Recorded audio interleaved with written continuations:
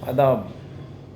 जय भारत, जय संविधान। दोस्तों, आज आने वाला कल, आने वाला समय, फिर एक साल हमारी ज़िंदगी का कम हो जाएगा और हम लोगों ने क्या खोया क्या पाया, इसके लिए हमें सोचने का वक्त नहीं है।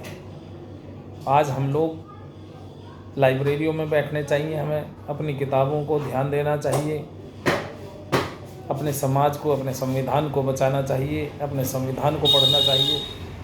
We the people of India, India that is Bharat. लेकिन आज हम लोग यहाँ इस भारत में रहते हुए कोई हिंदू राष्ट्र बनाने की बात करता है, खुलेआम नंगे हथियार, तलवारें, त्रिशूल, AK-47 जैसे नग्न हथियार लेकर के दौड़ते हैं और उन उपद्रवियों पर कोई कार्रवाई नहीं होती है। कौन से भारत, कौन से संविधान से चल रहा है? आज संविधान की कसम लेकर के संवैधानिक पदों पर रहते हुए भारत रत्न, विश्वविख्यात सिंबल ऑफ नॉलेज माननीय डॉक्टर बाबा भीमराव अम्बेडकर पर संविधान में रहते हुए संविधान पर हमला करते हैं, अपशब्द का इस्तेमाल करते हैं। मुस्लिम कम्युनिटी जबकि यहाँ 30% के आसपास है, 14%, 15% उसको आँक करके दिखाया जाता है, लेकिन उसके भी हक अधिकारों को आज तक हनन किया जा रहा है। जबकि मुस्लिम समाज समता, समानता, न्याय, बंधुता और स्वतंत्रता पर आधारित है और इस देश को आज़ादी दिलाने के लिए 100 साल तक सबसे ज़्यादा मुस्लिम समाज ने लड़ाई लड़ी।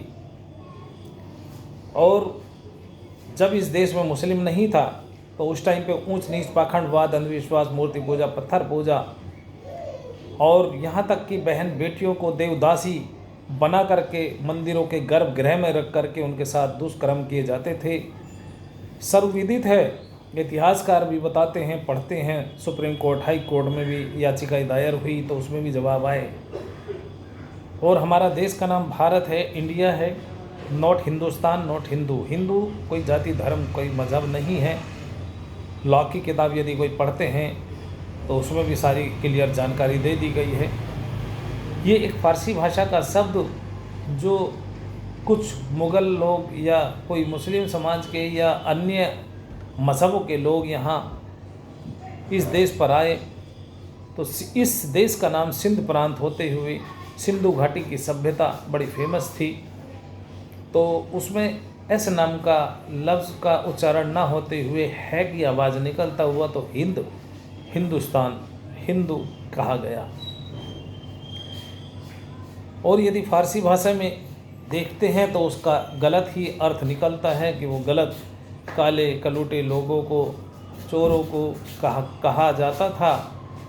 तो ऐसी विचारधारा से हमें ऊपर उठ कर के अपने देश को, जो इतना बढ़िया नाम है भारत, जो इतना बढ़िया नाम है India, India that is Bharat, हमारा कॉन्स्टिट्यूशनली वर्ड है और हर एक जाति मज़हब के लिए ऊपर उठ कर के एक आज़ादी की आवाज़ और भावना दिखाई देती है। लेकिन कुछ षड्यंत्रकारी हमारे देश को आज गृह युद्ध की ओर धकेल रहे हैं, बर्बाद कर देना चाहते हैं। और यहाँ तक कि जो मुस्लिम समाज है उसमें भी जो खुद के इस्लाम मज़हब को कहलाने वाले लोग, पाखंडी, अपने ही समाज के लिए, अपने देश के लिए कुछ सोच नहीं सकते, अपने लोभ और लालच के लिए जो आज पहले जैसे ब्रिटिश शासन का साथ दे रहे थे,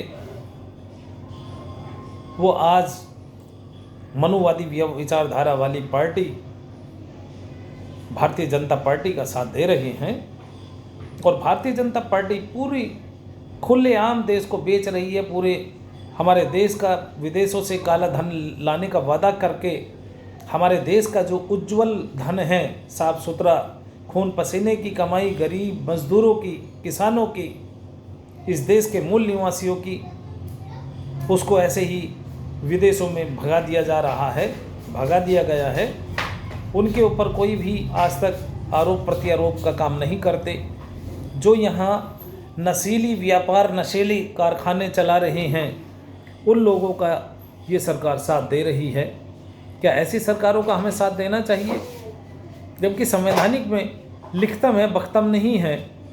तो उसके लिए हमें बैलेट पेपर से चुनाव की मांग करनी होगी, क्योंकि जहाँ से ये मशीनें बनी हैं ईवीएम, वहाँ पर भी बैलेट पेपर से चुनाव होता है। ईवीएम पर भरोसा नहीं है।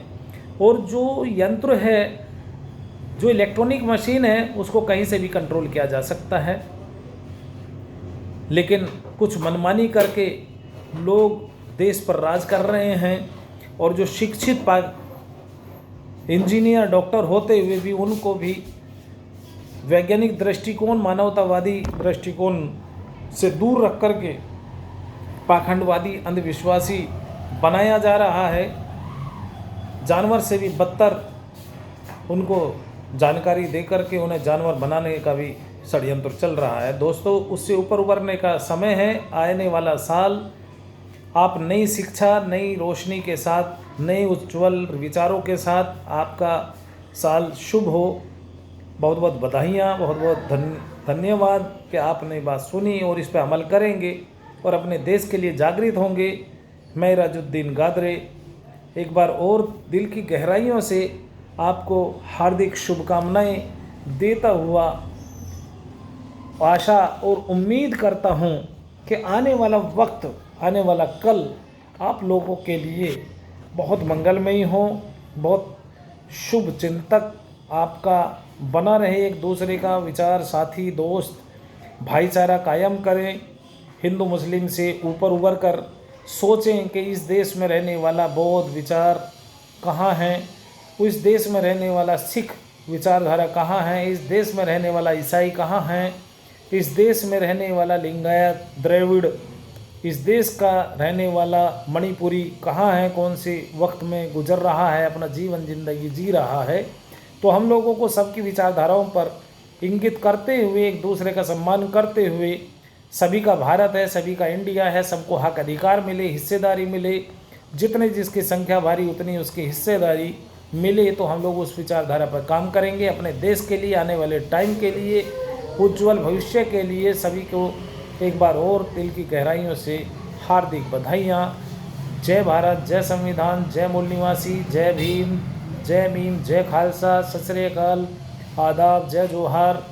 ये बहुत सारे अभिवादन आप लोग स्वीकार करें, लेकिन सबसे बड़ा सलूट बाबा भीमराव अम्बेडकर की विचारधाराओं से ओतप्रोत, मोहम्मदी विचारधारा से ओतप्रोत, कबीरपंथी विचारधारा से ओतप्रोत रहें, और जो हमारे महापुरुष हुए हैं उनकी विचारधाराओं को कायम करें।